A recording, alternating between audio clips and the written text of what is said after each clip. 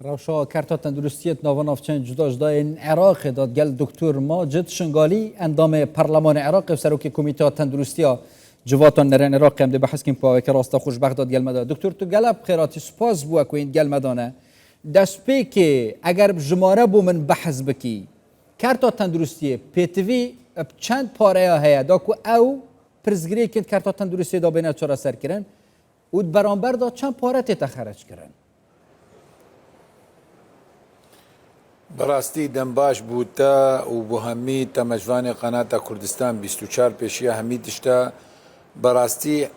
او پرتی ترخان کرن لوزارتی تندرستی لعراقی پرکی زور کیما يعني كيمتر لأردن أو دولتي زور فقير كيمتر لإيران أو عقوبات اقتصادية أفتشيل سال نسرة نمعقولة أو بري ترخان كرن بوزارة تندرستي لهر نفرك العراقي كيمي $200 مع العلم اف دولت نفطية نيزنجي عراقي وكو السعودية وقطر 15 ضعفي في بريتي ترخان كرن العراقي افرو هكما بفي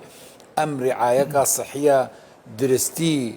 توزيع بكن بو خلق عراقي تقديم بكن بو خلق عراقي همي ام محتاجي نيزنجي $2,000 بس او نابت فبراستي مدفيت بس او براي هاتينها ترخان كرن لموازنه ده بدن ما او براي هاتي ترخان كرن لموازنه 2023 موازنه ثلاثي السالة 2025 ام هكفتنا هيفانه ده هتانها 22 صدي دانا همي دوائر باريزغا براستي زور كيما وبراستي مؤسسات التندرستي العراقي راوستينا اش همين احيافا وهيفا قاعدها قواسي شو زور زحمتي ده كفيته وبراستي دكتور صدام چنا سبب چنا بتني 22 ساده شوي پاره هات یا ترخان کرن هات یا خرج کرن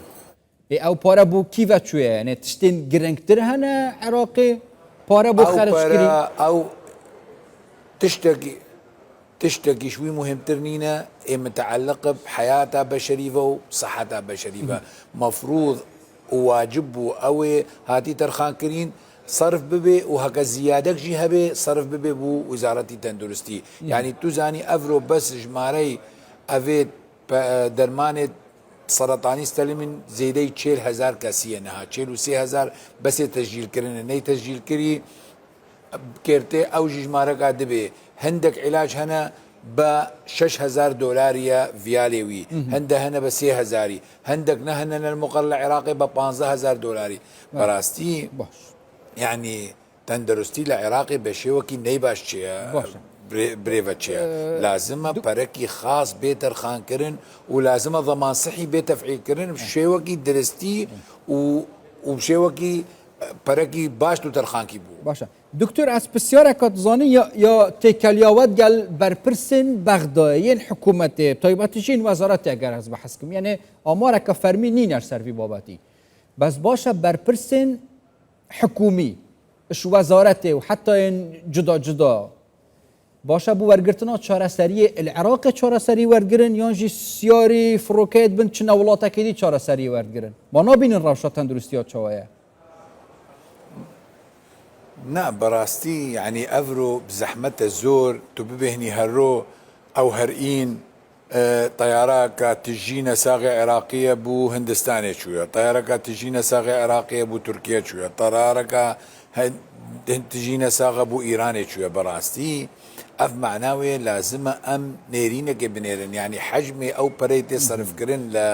لدرفي ولاتي عراقي بو تندرستي احتمال سالانه ببين زينجي 600 حتى ب $800 مليون أفبر المفروض وزارة تندرستي وقطاعي تايبت العراقي همي العراقي هاد بصرف كرين يعني امكانات نوجدارة عراقي نكيم ترين شوان ولا تدي بس او فاسيليتيز هتانا هاد شي نكرنا او خدمي رعاية وقوتيني دكتور ما بس تامجي او بيتفيا صحية تندرستي كناية تكرن كو صدام برپرس چاره سریل کیف ورگرن ما هاش روشا تندرستی نینه دیف اواتو بینی چکی نخوش مجبوره و که دید نو عراق دا نینه دیشتاش در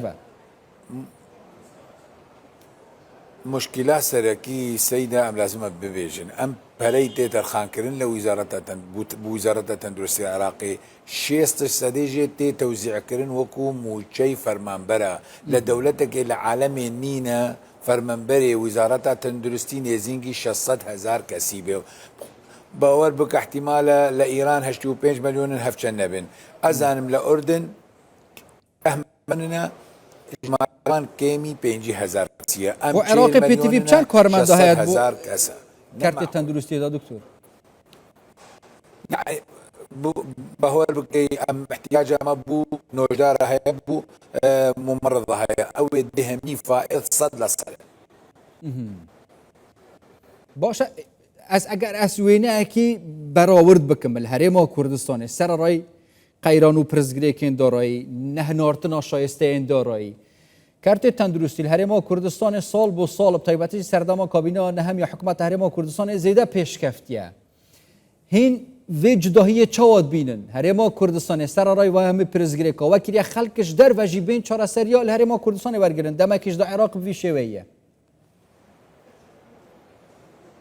لەم بەڕاستی حکوومەتە هەرێما کوردستانی پشتی 2014 تاغێت تەعینێت مرکزی سەکناندی ڕاوستاندین ئەو پەرەی تێدەرخانکردن بۆ ویزارەتە تەندروستیە هەرێما کوردستان تێ خەرجکردن بۆ خدمەت و تەقدیما خدمەتە طبی و تەندروستی بوان نەساغا نەتێ سەرفکردن بەس بوو موچە عێراقی 60% بوو موچەیە ئەوێ دژی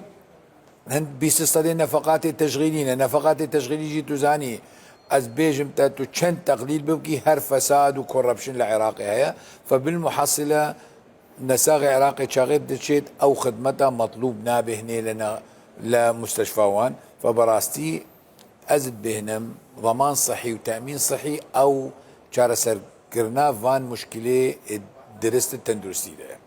پیویاوەیە کە چونکی هینجی تایبەتیش وی سرکی دادنەوە پەرلەمانی دا بەرپرسن و سەرۆکێ کۆمیتە تەندروستیێنە هەوڵێنوە ئەف پرس چارەسەر ببە ناوا ڕاوشەکە باشتر دا تایبەتیژی خزمەتگوزاریên تەندروستی بێنە پێشکەشکردن دکتۆر مازۆس شنگالی ئەندامە پەرلەمانی عێراقی سەرۆکێ کۆمیتە تەندروستی بەغدایت گەلمەبووی گەلک سوپاس بووە دکتۆر